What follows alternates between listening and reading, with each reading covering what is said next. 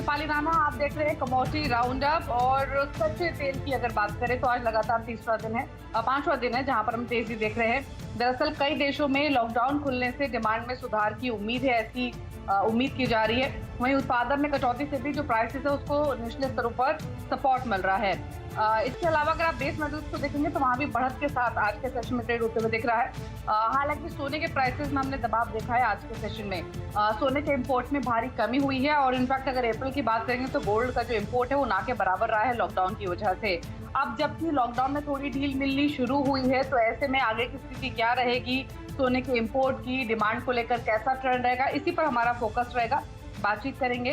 हमारे साथ सीएनबीसी की वेटरी कमोडिटेटर मनीषा गुप्ता भी हैं, मोतिलाल ओसवाल के किशोर नामने हैं, ग्लो कैपिटल के हिमांशु गुप्ता हैं, Indian Boolean and jeweller association के सुरेंद्र मेहता है और सही मेहमानों का इनफैक्ट इस शो में स्वागत है। फोकस हमारा गोल्ड पे ही रहेगा, जहां पर हमने देखा है कि अप्रैल में जो इंपोर्ट्स हैं वो ना के बराबर रहे हैं। इसीलिए सुरेंद्र जी आपसे शुरुआत करना चाहेंगे। गोल्ड इंपोर्ट तो बिल्कुल नहीं हुआ है, वजह सबको पता है लॉकडाउन की वजह से, लेकिन जैसे अब ढील मिल रही है, आगे एक्सपेक्टेशंस हैं, तो ऐसे में आगे का सिनेरियो आप कैसा पैन आउट होते हुए देख रहे हैं? डिमांड को लेकर क्या हालात बनेंगे, इंपोर्ट्स को लेकर क्या हालात बनेंगे आगे?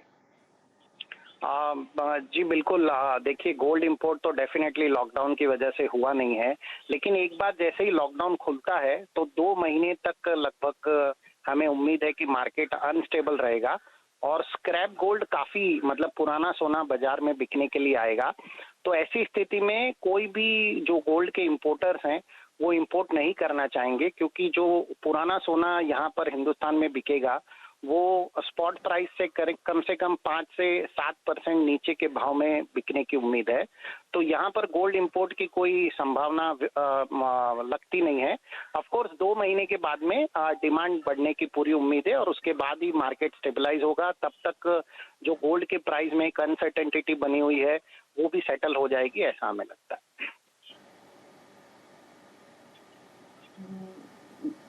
जी, मनीषा जी भी हमारे साथ बनी हुई है। मनीषा जी, इनफैक्ट मनीषा जी से बातचीत करेंगे।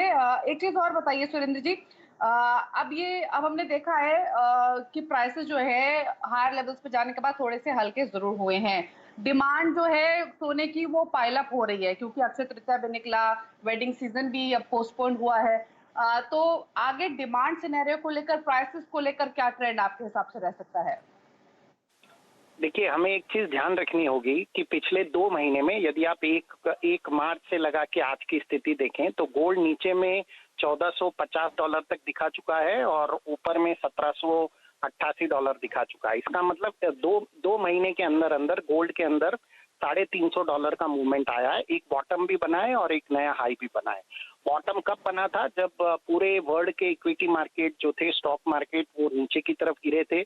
जो 9 मार्च से 16 मार्च की स्थिति बनी थी, जब एकदम से हमारे यहाँ भी स्टॉक मार्केट नीचे आया था और वर्ल्ड वाइड भी नीचे आया था, तब स्टॉक मार्केट के मार्जिन प्रेशर को गोल्ड से कंपेंसेट किया गया था और लोग गोल्ड बेच के जितने भी फंड थे वो पैसा इक्विटी का चुका रहे थे।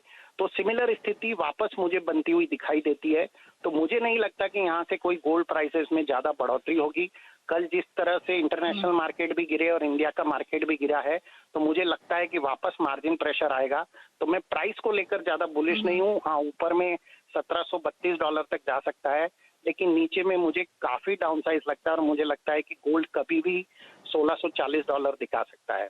जहां तक इंडियन प्राइसेस की बात है तो दोनों तरफ आज 45,530 रुपए का अभी करंट भाव चल रहा है। तो दोनों तरफ नीचे की तरफ $1000 और कम हो सकता है, लेकिन ऊपर की तरफ मुझे बहुत ज्यादा इसमें लगता नहीं है। सुरेंद्र जी, जहां तक मैं वापस इंपोर्ट्स पर यहां आना चाहूंगी, क्योंकि हमने इंपोर्ट्स में यहां पर काफी गिरावट देखी है और लॉकडाउन्स भी रहे हैं।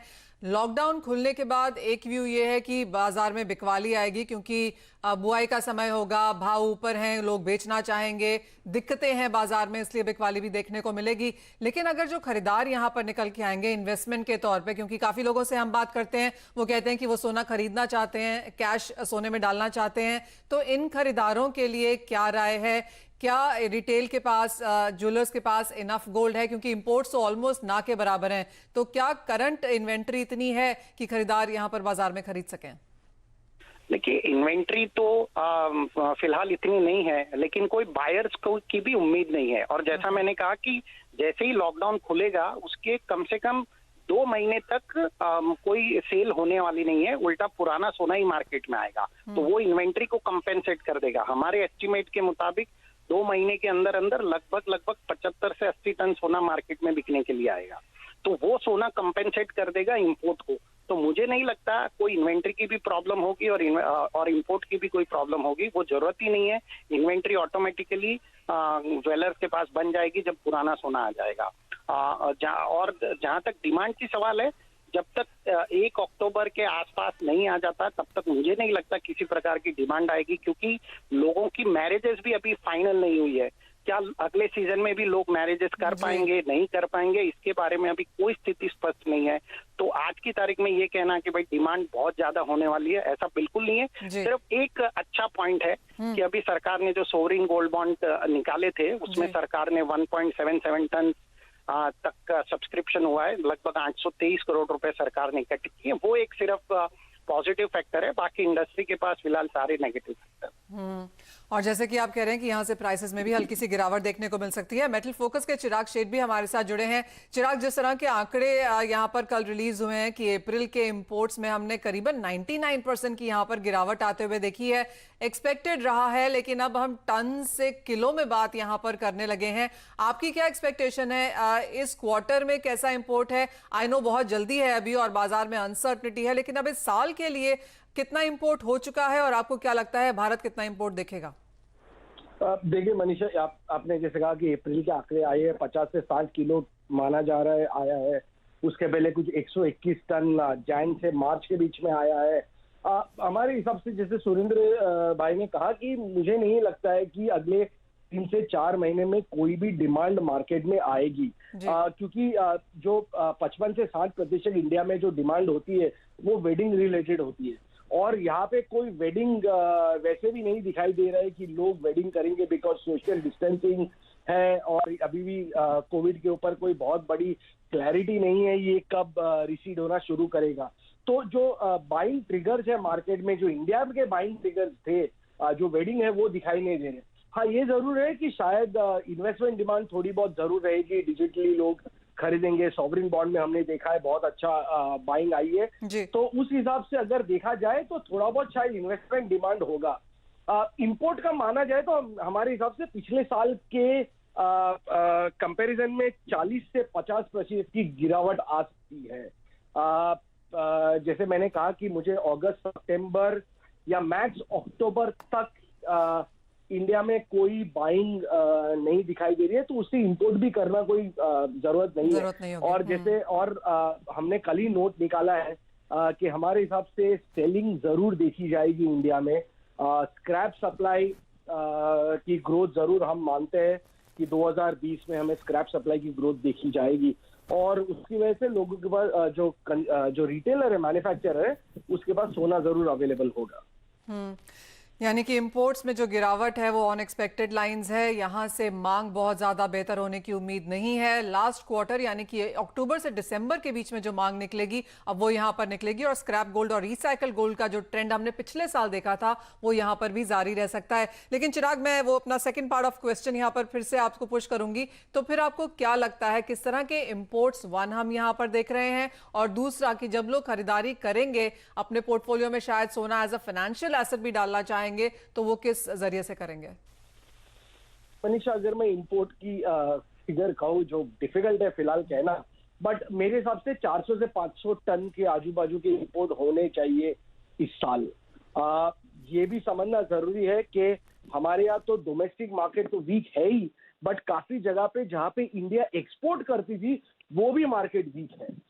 तो वाइल डोमेस्टिक डिमांड स्ट्रगल करेगी, एक्सपोर्ट डिमांड है जो इंडिया फुलफिल करती है हर साल 70 से 80 टन का जो एक्सपोर्ट होता था इंडिया से, वो भी जरूर स्ट्रगल करेगा। आप देख लीजिए इंडिया का एक्सपोर्ट कहाँ पे जाता है, मिडिल ईस्ट में जाता है।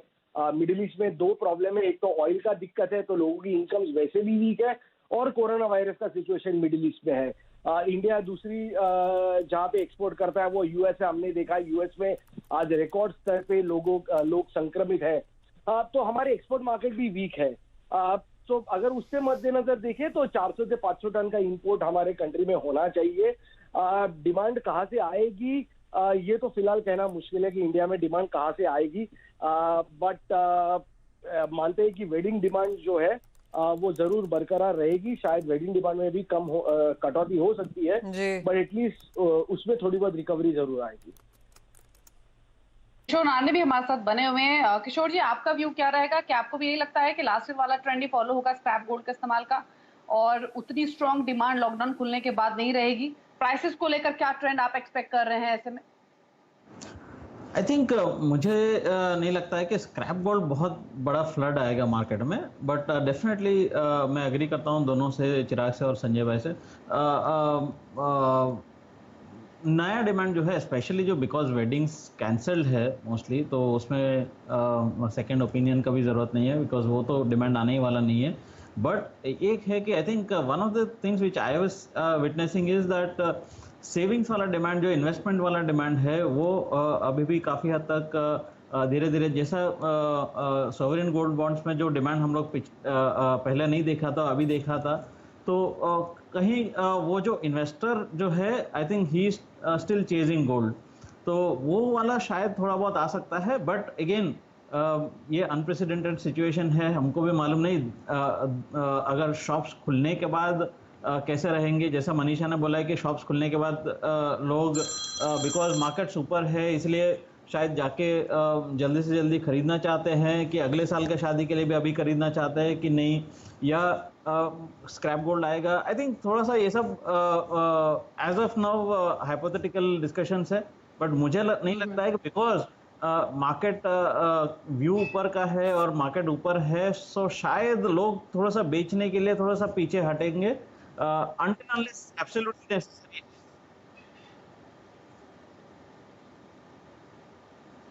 यहाँ पर वॉलेटाइल मूव्स रह सकते हैं, और जैसे किशोर ने कहा, किशोर शादियां जरूर होंगी लेकिन शायद लोग जाके सोना नहीं खरीदेंगे, जितना है शायद उससे काम चला लेंगे। हिमांशु, आपसे भी जानना चाहेंगे प्रेशियस मेटल्स में आपका क्या व्यू है, सोने चांदी दोनों में ही किस तरह के ट्रेड्स अब लेने चाहिए? देखिए, क्लियरली यहाँ पर अगर फिजिकल डिमांड की बात करें तो वो यहाँ पर स्ट्रगल करते हुए नजर आई है, और आगे चलते भी मुझे लगता है कि इस क्वार्टर में नजारा जो है सकती है।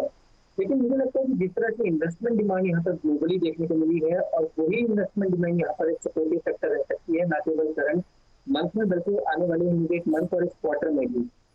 जहाँ तक ट्रेंड की बात है मनीषा, तो देखिए prices clear cut safe harbour demand यहाँ पर गोल्ड में आते हुए देखने को मिली है। अगर प्राइस का ट्रेंड, अगर एक कमोडिटी का ट्रेंड, किसी कमोडिटी का ट्रेंड अनडिसाइडेडली यहाँ पर अप है बिना किसी कंफ्यूजन के, तो वो गोल्ड है।